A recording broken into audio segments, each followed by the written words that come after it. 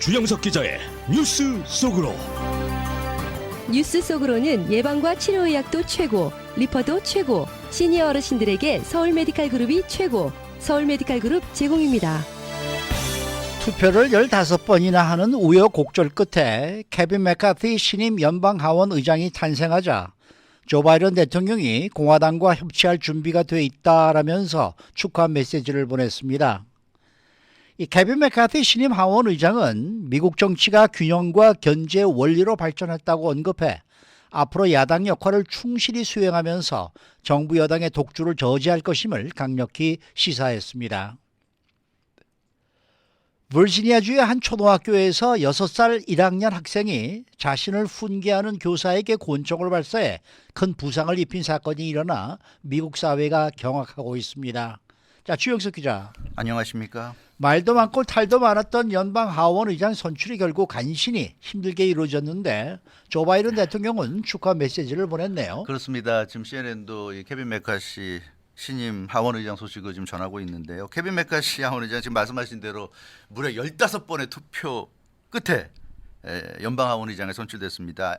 LA 시간으로 토요일 저녁 9시가 6일 저녁 금요일이죠. 금요일 저녁 9시가 넘은 시간이었어요. 그러니까 동부 시간으로는 이미 토요일 0시가 넘은 토요일 새벽으로 들어간 그런 상황이었습니다. 그래서 동부 시간으로 토요일 새벽에 극적으로 결정이 됐고 케빈 맥카시 신임 하원 의장 15차 투표까지 갔지만 결국 선출되자 기쁨을 감추지 못하는 그런 모습 보였습니다. 굉장히 인상적이었어요.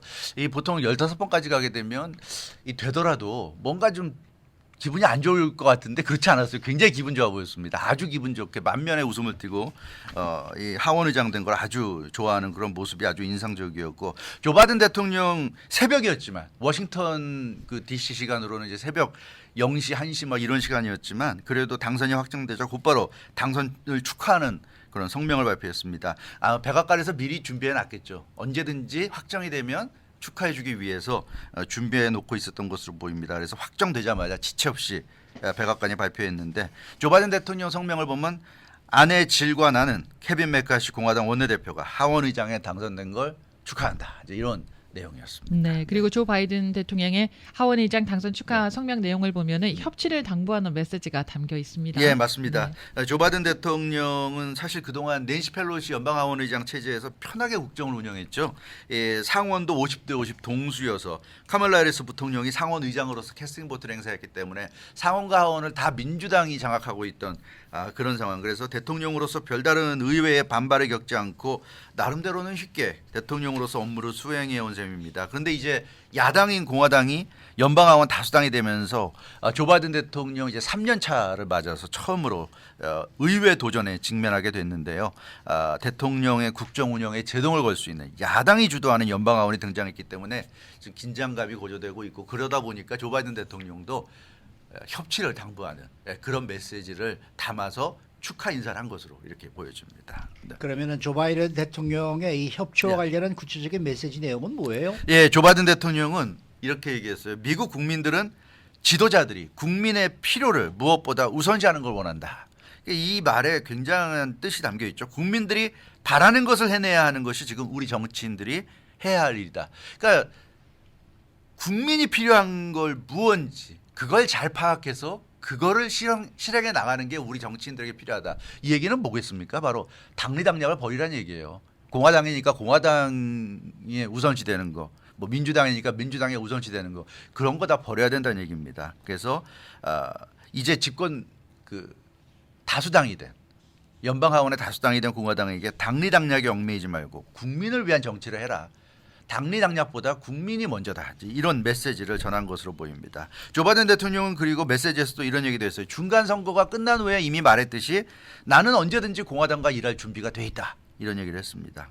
그래서 이제 연방하원 지도부가 결정됐으니 이제 공화당이 리드하는 연방하원 지도부가 결정됐으니 제대로 과정을 밟아 나가야 할 것이다. 이제 이런 얘기를 했는데 그러니까 본인은 이미 협치할 준비가 돼 있으니까 공화당도 민주당 소속인 자신과 이제 협치를 해달라 이제 이런 메시지로 보입니다. 네, 그리고 무엇보다도 특별히 경제와 관련해서 연방 하원에 협조를 바라는 듯해 보였습니다. 맞습니다. 이 경제가 사실 가장 큰 이슈잖아요. 네. 지금 조 바이든 대통령은 이제 대통령으로서 행정부 수장으로서 그러니까 이것저것 일을 해야 되니까 돈을 많이 이제 써야 되잖아요. 네. 그러니까 예산도 많이 이제 확보해야 되고 이제 그 공화당은 그런 걸 이제 제동을 걸 가능성이 높기 때문에 조 바이든 대통령은 경제와 관련해서 공화당 쪽에게 당부하는 메시지를 전했습니다.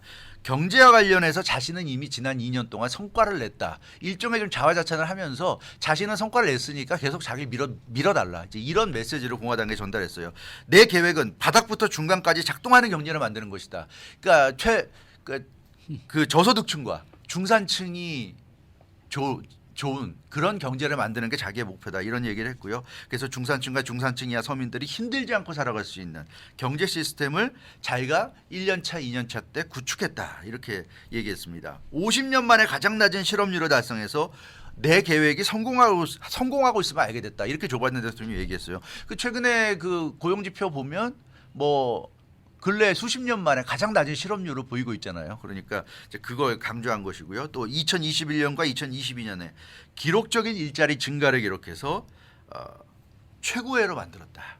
그러니까 실업률은 가장 낮게 만들었고 일자리 증가는 굉장히 많이 일자리를 또 늘렸다 이런 얘기를 했습니다. 그래서 자기가 지금 잘하고 있으니까 공화당도 자기한테 너무 제동만 딴지만 걸려고 하지 말고 자기를 잘 좀 지지해달라 이제 이런 뜻이 담긴 메시지였고요.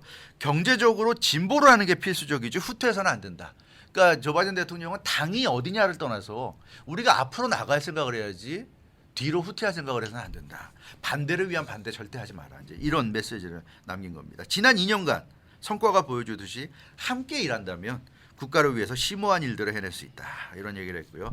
지금은 책임감 있게 통치하고 미국 가족 이익을 최우선으로 해야 한다. 그러니까 조 바이든 대통령이 계속 강조한 거는 당리당략.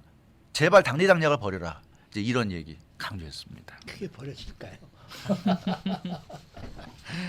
자, 케빈 맥카티 연방 하원 의장은 지난 주말 하원 의장에 선출된 이후에 의장으로서의 첫 연설에서 자신의 비전을 제시했다는데 네. 어떤 내용이었습니까? 예, 케빈 맥카시 하원 의장이 그러니까 동부 시간으로 새벽 1시 반쯤, LA 시간으로 9시 반쯤에 10시 반쯤인가요? 10시 반쯤에 그 연설을 했는데 첫 번째 하원 의장으로서 연설을 했는데 거기서 자기가 이제 앞으로 어떻게 연방 하원을 리드해 나가겠다는 그 메시지를 전했습니다. 근데 여기서 이제 케빈 맥카시 하원 의장도 굉장히 인상적인 얘기를 했어요. 뭐라고 그랬냐면 연방 하원 의장으로서 내가 해야 하는 역할은 공화당을 대변하는 게 아니다.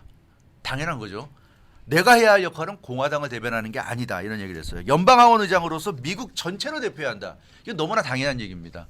공화당 하원 의장이 아니잖아요. 연방 하원 의장이잖아요. 그러니까 당연히 공화당을 대변해서는 안 되고요. 당연히 미국 전체를 대변해야죠. 그래서 케빈 맥카시 하원 의장도 그 얘기 강조했어요.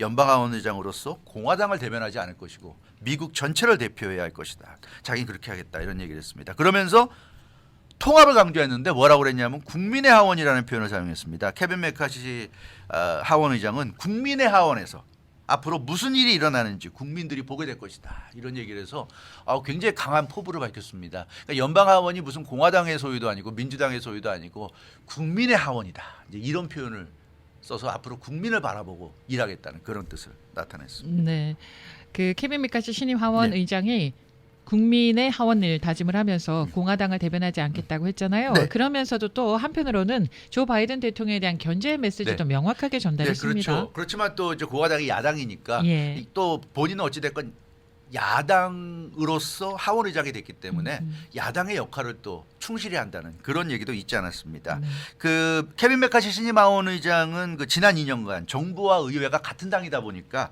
견제가 실종됐다고 생각하는 그런 그 입장을 나타냈습니다. 그래서 조 바이든 행정부를 견제하는 야당 역할에 충실할 것임도 분명하게 언급했습니다. 케빈 맥카시 하원 의장이 뭐라고 그랬냐면 미국 시스템은 견제와 균형이라는 원칙 속에서 세워졌다. 이것을 강조했어요. 그런데 연방의회에서 한동안 견제와 균형의 기능이 제대로 작동하지 않았다. 이런 얘기를 했습니다. 그래서 이 대통령 또 행정부가 제대로 역할을 해내려면 적절한 견제와 균형이 반드시 필요하다는 거죠. 무조건 서포트하고 무조건 지지만 한다고 되는 게 아니라 잘못하는 거는 당연히 제동을 걸어줘야 된다는 얘기입니다. 그래서 대통령의 정책을 견제하면서 균형을 맞춰야 그게 국민에게 좋은 것이다. 이런 얘기를 했어요. 그래서 대통령이 잘할 땐 당연히 지지하겠지만 대통령이 못하면 제동을 걸고 막아서 결국 국민의 이익을 위해서 노력하겠다. 이런 얘기를 했습니다. 그래서 케빈 메카시 하원 의장이 하원 의장이지만 이제 야당 하원 의장이잖아요. 그래서 조 바이든 행정부를 압박하는 야당 하원 의장으로서 역할에 충실할 것임을 또 다짐하기도 했습니다. 근데 뭐 어떤 사안들에 대해서 견제를 할 것이냐 이런 것도 좀 언급을 했다면서요. 네, 그 구체적인 부분도 언급을 했어요. 앞으로 연방하원이 강경하게 대응할 문제들을 제시했는데 이게 상당히 재밌습니다. 몇 가지였는데 첫 번째 국경 문제였어요. 그 국경 문제. 그 국경 경비가 지금 소홀하지 않습니까? 특히 그 남부 멕시코와의 국경 경비 문제가 가장 문제인데 불법 입국자들 수가 계속 좀 증가하고 있습니다. 그래서 케빈 메카시 하원 의장은 그 하원 의장 당선 그 연설에서 미국인의 안전과 미국인의 권리가 지금 침해되고 있다 이런 지적을 했습니다. 그래서 앞으로 연방하원 청문회를 많은 청문회 개최할 텐데 가장 먼저 열리는 청문회는 미국 남부 국경 지역에서 개최될 것이다 이렇게 선언을 했어요.